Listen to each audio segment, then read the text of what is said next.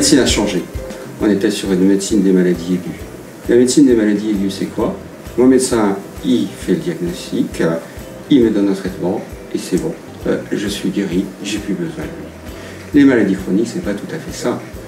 Vous allez voir votre médecin, vous avez du diabète, et bien vous ressortirez avec votre diabète. Et il va falloir vous accompagner dans la durée. Et il va falloir changer les comportements.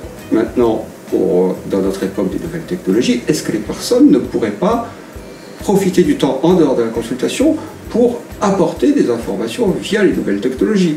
Et en allant plus loin, avec maintenant les objets connectés, est-ce qu'ils ne pourraient pas avoir ces objets connectés et tout simplement autoriser que les données collectées grâce à ces objets soient transmises au système et accessibles aux médecins au cours de la consultation?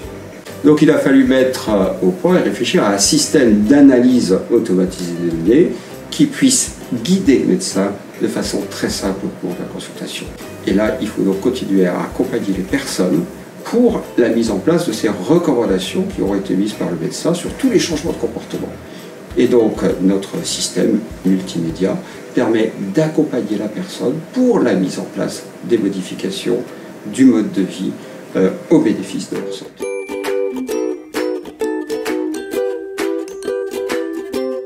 On va commencer, on a déjà un contrat avec un organisme de formation qui permet de former les médecins au cours de leur consultation. Donc les médecins n'ont maintenant plus à choisir entre soit je me forme, soit je consulte. Ils peuvent se former en même temps qu'ils consultent. Et c'est la base de notre modèle économique. C'est le médecin s'inscrit sur Avitam et à ce moment-là, il va se former grâce à Avitam plutôt que d'aller écouter un expert dans une réunion. 2014, ce sont des soirées de formation locales. 2015, on étendra les formations à tout le territoire français.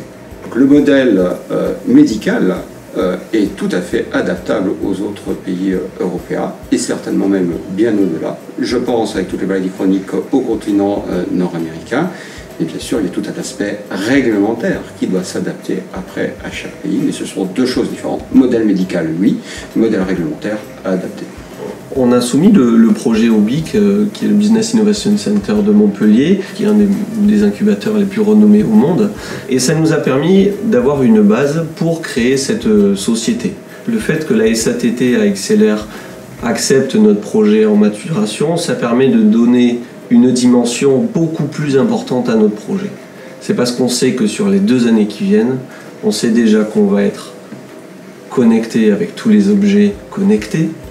On va pouvoir s'intégrer aux logiciels médicaux. On sait qu'on va pouvoir faire des analyses et créer finalement ce qu'on voulait créer depuis le début, c'est le GPS de la santé.